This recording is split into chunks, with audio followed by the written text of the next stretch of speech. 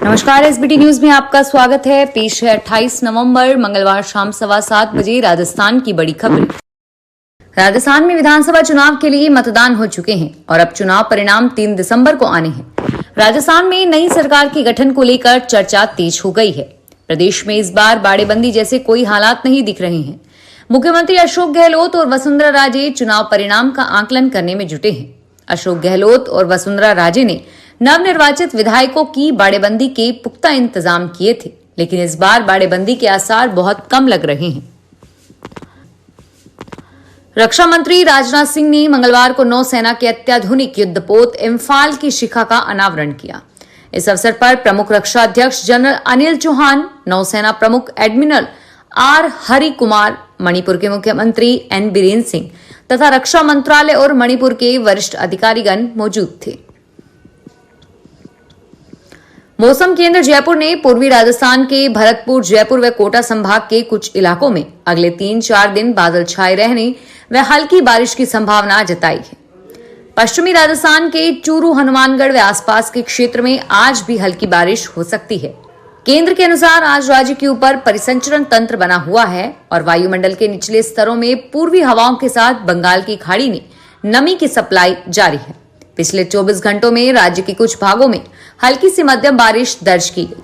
सर्वाधिक बारिश सवाई माधोपुर में 29 mm हुई। आगामी 2-3 दिन राज्य के कुछ स्थानों पर घना कोहरा छाए रहने व अधिकतम तापमान 4 से 8 डिग्री नीचे दर्ज होने की संभावना है। बीआरएस नेता के कविता ने राहुल गांधी और कांग्रेस पार्टी पर तीखा हमला बोला है। के कविता ने कहा कि कांग्रेस पार्टी कर्नाटक में अपने वादे पूरे नहीं कर सकती। वह उस रणनीति से तेलंगाना के लोगों को बेवकूफ बना रहे हैं। वह सिर्फ लोगों को बेवकूफ बना रहे हैं। कविता ने कहा कि मैं राहुल गांधी को चुनौती देता हूं कि अगर एक भी कांग्रेस शासित राज्य ने तेलंगाना से ज्यादा नौकरियां दी होगी तो मैं आगे कभी चुनाव नहीं लड़ूंगी। तेलंगाना के जहीराबाद में एक चुनावी सभा को संबोधित करते हुए प्रियंका गांधी ने कहा कि राज्य में हर तरफ भ्रष्टाचार है। बड़े प्रोजेक्ट से लेकर छोटे प्रोजेक्ट में हर जगह कमीशन लिया गया है। बड़े प्रोजेक्ट्स में हजारों करोड़ रुपए लूटे गए।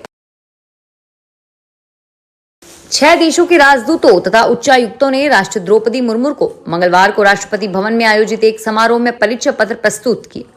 राष्ट्रपति ने Ireland, Bosnia, Herzegovina, Armenia, Malaysia, Mali और द्वीप समूह के राजदूतों और उच्चायुक्तों का परिचय पत्र स्वीकार किया।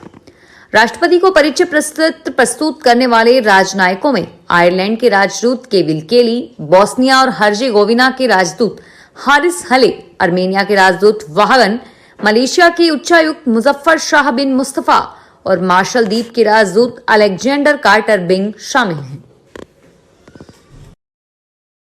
राजस्थान विधानसभा चुनाव में वोटिंग प्रतिशत क्यों नहीं बढ़ा, इसे लेकर चुनाव आयोग और स्थानीय निर्वाचन विभाग भी मंथन कर रहा है। कुछ अधिकारी कह रहे हैं कि 23 नवंबर से 27 नवंबर के बीच जिले में 4000 से ज्यादा शादियां हुई, इसलिए लगभग 2 लाख मतदाता शादियों में व्यस्त थे और मतदान केंद्रों तक नहीं पहुंच सके।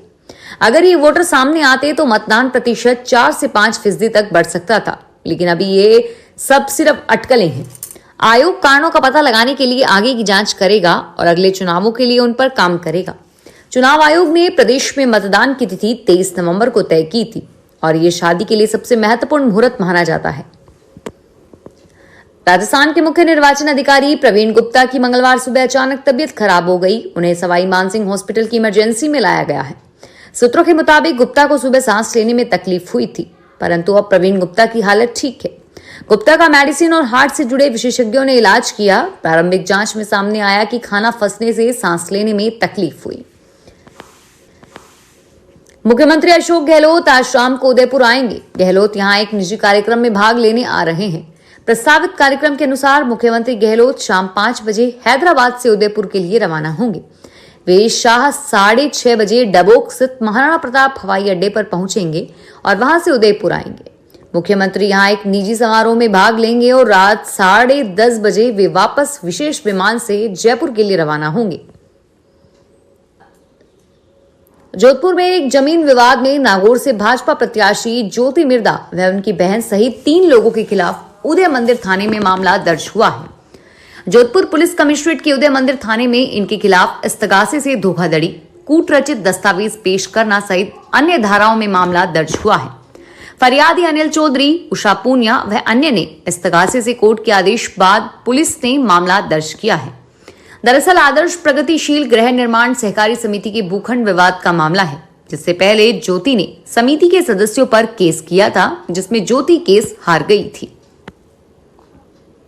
जोधपुर में पिछले 12 साल में इतनी बारिश नवंबर के महीने में नहीं हुई जितनी रविवार और सोमवार को हुई, और इसी तरह कोटा में भी ये दूसरा मौका है जब 12 साल में नवंबर की सर्वाधिक बारिश हुई हो।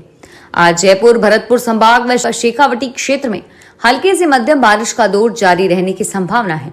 अगले 2-3 दिन में तापमान में 4 से 8 डिग्री की गिरावट हो सकती है। जयपुर में सुबह कोहरा छाया, इसके बाद से बूंदाबांदी जारी है। मौसम विशेषज्ञों का कहना है कि इस सिस्टम का असर राजस्थान के पूर्वी हिस्सों में आज रहेगा। देर शाम से पश्चिम और दक्षिण राजस्थान के जिलों में मौसम साफ होने लगेगा और उसके बाद घना कोहरा छा सकता है। राजस्थान के नागौर जिले के धारणावास के रहने वाले रामकरण मुंडेल व मंजू देवी के बेटे जितेंद्र मुंडेल की शादी में उनके मामा हनुमान राम सियाग ने सोमवार को 1 करोड़ 31 लाख का मायरा भरा है। मायरा भरे जाने के बाद आसपास के गांवों में यह मायरा चर्चा का विषय बन गया है। जटारिया गांव के रहने वाले पूनाराम सियाग की 3 बेटियां और 1 बेटा है। बेटियों में सबसे बड़ी बेटी मंजू देवी की शादी धारणावास के रहने वाले रामकरण मुंडेल के साथ की गई थी। पंजाब के कृषि मंत्री गुरमीत खुंडिया की किसानों के साथ पंजाब भवन में मीटिंग हुई। किसान नेताओं ने कहा कि अभी कुछ फाइनल नहीं हुआ और अब 19 दिसंबर को सीएम भगवंत मान से मीटिंग होगी। उसमें संबंधित विभागों के अफसरों को भी बुलाया जाएगा, जिसके बाद किसी तरह का ऐलान हो सकता है। किसान अब गवर्नर बनवारी लाल पुरोहित से मीटिंग करेंगे। किसान राजभवन में पहुंच गए हैं। कृषि मंत्री गुरमीत खुंडिया ने कहा कि किसानों से धरना खत्म करने की अपील की गई है।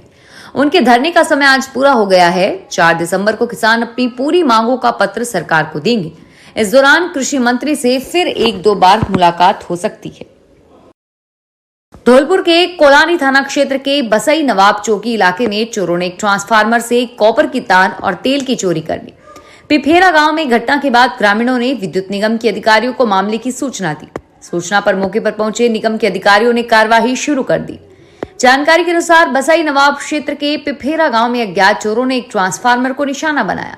चोरों ने ट्रांसफार्मर को पोल नीचे से उतारा और उसमें से कॉपर का तार और तेल के साथ कीमती उपकरण निकालकर फरार हो गए। घटना की जानकारी जैसे ही लोगों को हुई तो भीड़ जमा हो गई और मामले की सूचना विद्युत निगम के कर्मचारियों को दी। राजस्थान में सामाजिक न्याय व अधिकारिता विभाग की ओर से पेंशनर की वार्षिक सत्यापन प्रक्रिया में संशोधन किया गया है। इसमें पेंशनर का वार्षिक सत्यापन करवाना आसान हो गया है। पेंशनर की ओर से वार्षिक सत्यापन कराए जाते यदि उनकी जन्म दिनांक जन आधार पोर्टल से प्राप्त डाटा के अनुसार मिलान नहीं करती है, तो ऐसे में पोर्टल पर पेंशनर की जन्म दिनांक जन आधार पोर्टल पर उपलब्ध जन्मदिन के अनुसार स्वतः परिवर्तित करते हुए उनका वार्षिक सत्यापन हो जाएगा।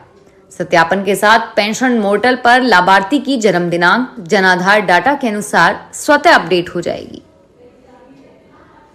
कुंभलगढ़ वन्यजीव अभयारण्य में आगजनी और आपराधिक गतिविधियों पर रोकथाम को लेकर एक पहाड़ी पर निगरानी स्तंभ बनाया गया है। यहां से वन क्षेत्र की निगरानी के साथ ही प्राकृतिक सौंदर्य भी निहारा जा सकता है। वॉच टावर से देसूरी कस्बे और हरिओम सागर बांध का खूबसूरत नजारा देखने को बनता है।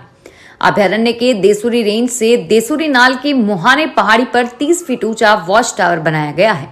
3 मंजिला टावर में एक कमरा भी बना हुआ है और यहां से वन क्षेत्र में होने वाली गतिविधि को देखा जा सकेगा। कुंभलगढ़ वन्यजीव अभयारण्य की 5 रेंज में यह पहला वॉच टावर है जो पूरा बनकर तैयार हुआ है। आगजनी के दौरान वन्य क्रमिकों के द्वारा मॉनिटरिंग की जाएगी। फिलहाल इस बुलेटिन में इतना ही और फिर हाजिर होंगे तमाम बड़ी खबरों के साथ।